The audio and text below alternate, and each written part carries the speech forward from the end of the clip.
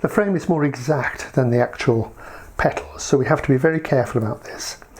Now we have a mark here, a line here, and that was put in with this marking gauge, and it's the same on both sides. So what I'm going to do is try and line those up on both sides across, all the way like that.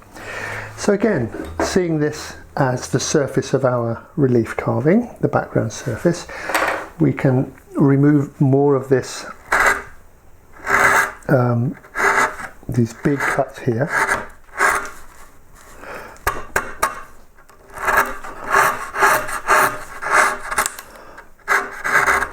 Depending on how deep they are, you might want to use a deeper chisel. And certainly on the end grain, I'm pretty sure you're going to need a mallet. So we're taking this just like a relief carving.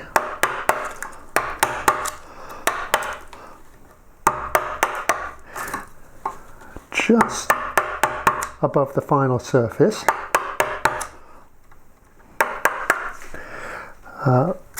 I'll do a little bit more, just an example to show you. And what we're saying is we're coming across here at right angles, and to some extent we can use these original grooves from the pillar drill to help guide us.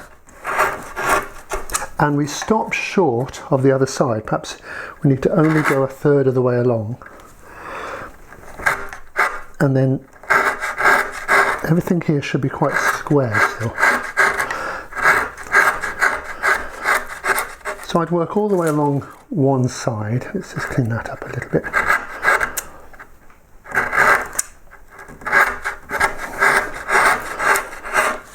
Okay, with your deeper gouges, then you take a flat gouge, as wide as possible is usually a good idea. This is a number 3. And just like this was a relief carving, you can start flattening this off.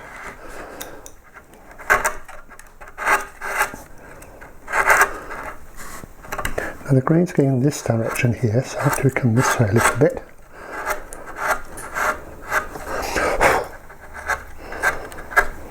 And I'm right up to the line, and the line's a really good thing to work to.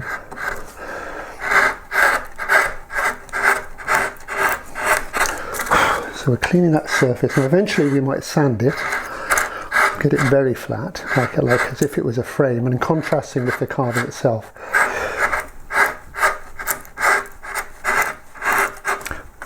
I'll just do this area here. So what I'm trying to do is make this a finished surface. So I'm saying basically I'm not going to go back on this once I've done it. So clean up right to the edge here, and then checking that, of course, it's square across with your little, the little plastic square. Then we'll swip this around. Now we're at the back. And again, you can see here's the line. I hope you can see that. That's the line we're working to, that we scored in there. And just repeat what's on the other side. We'll take this off. It's a bit deeper, I think.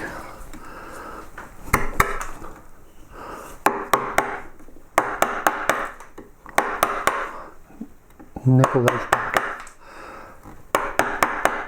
just above the final surface.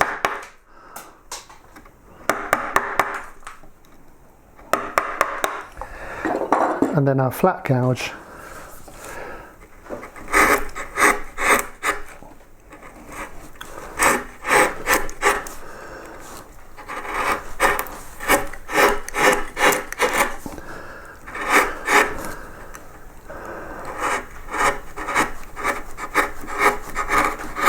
Now what will tend to happen, I don't know if you can see that, but you tend to rise up on both sides. So the bit in the middle here is a little bit high, and that's fine.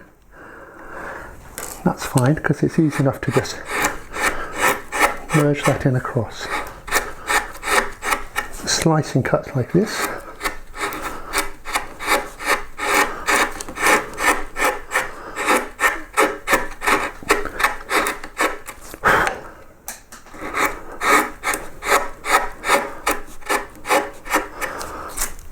I find it's easier to hold in the vise like this than down flat. You can swip it around both ways. So that will be an area now that's... It's only a little area as an example, but this is coming up to be an area that's square across, and I can check that.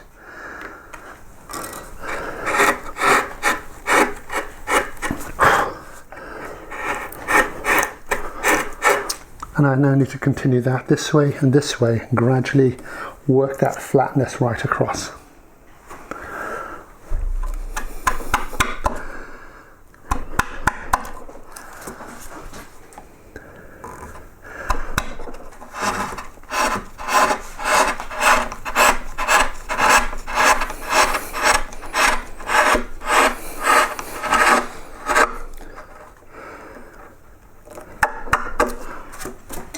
Stop short of the corners and don't go into the detail here, and we'll look at the corners in a moment.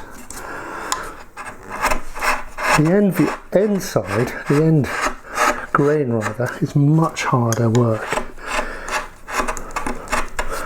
than the side grain. So there's one side. Flip this over.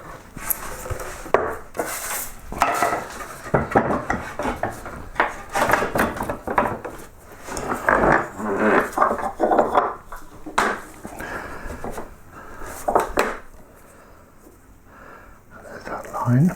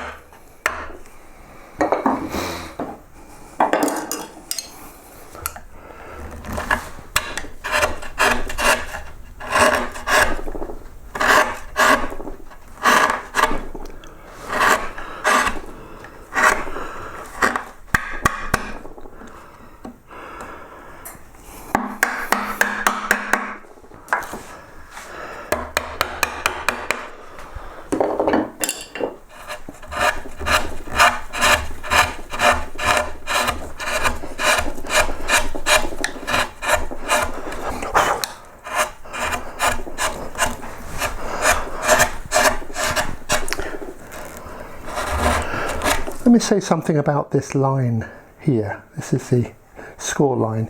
We're actually working to the far edge. So for example here I can actually see the line, but if I take that off I'm actually at the far edge of the score. The score line has a certain thickness. So the neat way is to go to the far edge, the way you cut through the actual groove itself.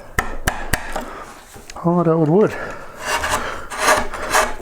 I don't want to put a rasp on this or anything like that because I really want to work between these two faces. So I'll just quietly take my time over this.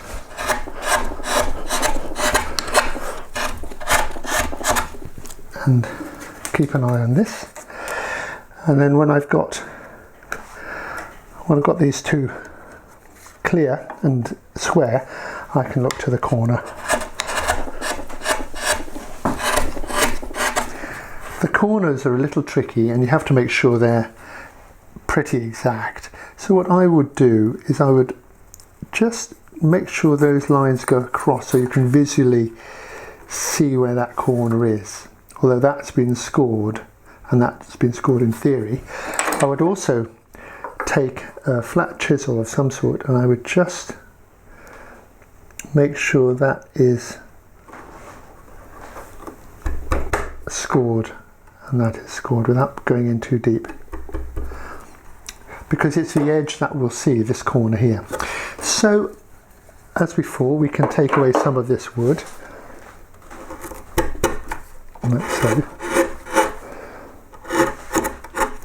Coming reasonably close, we dare to the corner. And then the best tool to remove wood in that corner is a V-tool. So I'll put that right in there, slightly above, and push that across. Now I don't want to go into the frame or anything so at this stage, so just remove wood there. And then a matter of cleaning this up.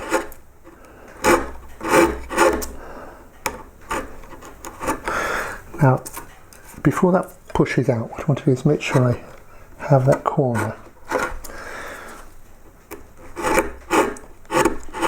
In fact, I'd be better off going up close to it and working from the top. I'm getting most waste out here, so that's his, if you like, one side. Right, so I'm careful that the grain's not picking up there. I'm okay.